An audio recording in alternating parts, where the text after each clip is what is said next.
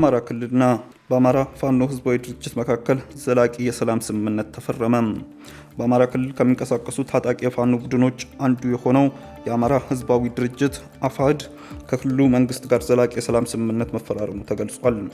መንግስት የስምምነቱ እንዲፈረም በማድረግ የአፍሪካ ህብረትና የምስራቅ አፍሪካ የልማት በየነ መንግስታት ድርጅት ኢጋድ መሳተፋቸውም ተናግሯል። ስምምነቱን የተፈራረሙት የአማራ ክልል ርዕሰ መስተዳድር አቶ አረጋ ከበደና የአማራ ህዝባዊ ድርጅት በኩል አቶ ማስረሻ ሰጤ መሆናቸው ታውቋል። የአማራ ክልል ርዕሰ መስተዳድር ስምምነቱ ወቅት ዕለቱን ከክልላችን ህዝብ የመጀመሪያው ትልቅ የሰላም ኩነት የሚካሄድበት ቀን ነው ብለዋል። ካፕቴን ማስረሻ ሰጤ ደግሞ ማንኛውም ግጭት መጨረሻው ውይይትና ድርድር ነው ማለታቸው ተዘግቧል። እንዲሁም ከአሸማጋዮች አንዱ የሆነው የአፍሪካ ህብረት ኮሚሽን ምክትል ሊቀመንበር አምባሳደር ሰልማ ማሊካ አዲስ ስምምነት የሀገሪቱን ቀጣይ መዳረሻ የሚያቃና ነው ሲሉ መናገራቸው ተገልጿል። ከ5 ቀን በፊት የተለያዩ የማህበራዊ ሚዲያ ገጾች የአማራ ህዝባዊ ድርጅት ሁለት አመራሮች ከሌሎች አባሎቻቸው ጋር ለመንግስት እጃቸውን መስጠታቸው ሲዘገብ ነበረ። እጃቸውን ከሰጡ ከተባለው ኃላፊዎች መካከል አሁን ከአማራ ክልል መንግስት ጋር ዘላቂ ሰላም የተፈራረሙት ካፕቴን ማስረሻ ሰጤ ይገኙበታል። የመንግስት አሁን የአማራ ክልል መግለጫውን እስኪያወጣ ድረስ በጉዳዩ ላይ ምንም ያለው ነገር አልነበረም። ከዚህም በፊት የአፋሕድ መሪ የሆኑት አቶ እስክንድር ነጋ ከአፍሪካ ህብረት፣ ከምስራቅ አፍሪካ በየነ ልማት መንግስታት ድርጅት ጋር፣ ከአውሮፓ ህብረት እንዲሁም በኢትዮጵያ ከአሜሪካ ኤምባሲ ተወካዮች ጋር በስፍራው ባልተገለጸ የክልሉ አካባቢ ተገናኝተው መወያየታቸውን የሚያመለክቱ መረጃዎች ወጥተው እንደነበረም ይታወሳል። በወቅቱ አቶ እስክንድር ከፌዴራል መንግስት ጋር መደራደር የሚለው ጉዳይ በውይይቱ ወቅት እንዳልተሳካ ገልጾ ነበረ። አሁን ድርጅቱን ወክለው ከክልሉ መንግስት ጋር ስምምነቱን የፈረሙት ካፕቴን ማስረሻ ሰጤ ሲሆኑ በዚህ ስምምነቱ ወቅት አቶ እስክንድር ነጋ የነበራቸው ሚና አልተገለጸም። ስምምነቱን የክልሉ መንግስት የሰላም አማራጭ የሰጠው አካል እንደሆነና ለቀጣይ ህዝብም ሰላማዊ እፎይታ መሰረት የሚጥል ነው ተብሏል። ባለፉት ሳምንታት የአማራ የፋኖ ህዝባዊ ድርጅት ሁለት የስራ አስፈጻሚ ኮሚቴ አባላቱን ከመንግስት ጋር ግንኙነት ፈጥረዋል በሚል ማባረሩን በስፋት ሲዘገብ ነበር።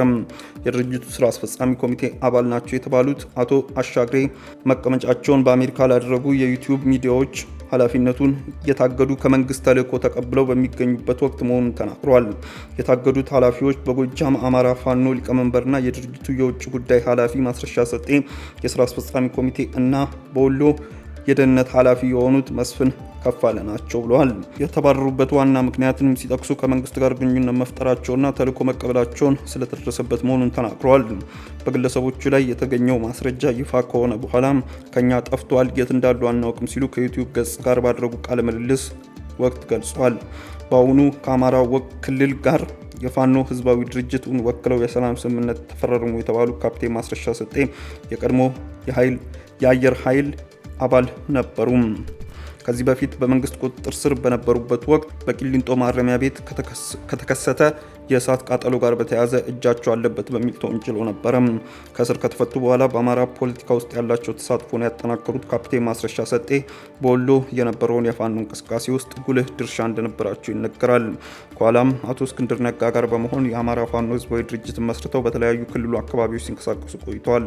አሁን ከክልሉ መንግስት ጋር የተፈራረሙት የሰላም ስምምነት መንግስት በክልሉ ታጥቀው ከሚንቀሳቀሱ ኃይሎች ጋር በተደጋጋሚ መሳሪያቸውን አስቀምጠው ወደ ሰላማዊ የፖለቲካ ትግል እንዲገቡ ለሚቀርብላቸው ጥሪ እንደ ከፍተኛ ድልም ሊቆጠር ይችላል ብለዋል። መንግስት በአገሪቱ የሚገኙ ታጣቂዎችን በትኖ በፌዴራል መንግስት ኃይል ስር ለማካተትና ወደ ማህበረሰቡ መልሰው እንዲቀላቀሉ ለማድረግ መወሰኑን ተከትሎ በፋኖ ታጣቂዎችና በፌዴራል መንግስት ኃይሎች መካከል ሚያዝያ 2015 ግጭት ተቀስቅሷል። በዚያውም ዓመት ነሐሴ ወር ላይ መንግስት 23 ሚሊዮን የሚገመት ህዝብ በሚኖርበት አማራ ክልል አስቸኳይ ጊዜ አውጇል። ከዚያ ጊዜ ጀምሮ በክልሉ የተለያዩ አካባቢዎች በሚደረጉ ውጊያዎች በርካቶች ቤት ንብረታቸው እንዲወድም ህይወታቸውም እንዲጠፋ ምክንያት ሆኗል። በተለያየ የአማራ ክልል ውስጥ የሚንቀሳቀሱ የፋኖ ታጣቂዎች በተለያየ አመራር ስር ሆነው የሚንቀሳቀሱ ሲሆን ወጥ የሆነ የጋራ አመራር የላቸውም። ውድ ተመልካቾቻችን በዕለታዊው የዛሬ ውሎ ፕሮግራማችን ይዘንላችሁ የቀረብናቸው ዋና ዋና መረጃዎች እነዚህ ነበሩ። ከፕሮግራሙ ጋር አብሬያችሁ ቆይታ ያደረኩት እኔ አብዲስ አደፋር ነበርኩ። ከሌሎች የኬሎ ሚዲያ ፕሮግራሞች ጋር መልካም ቆይታ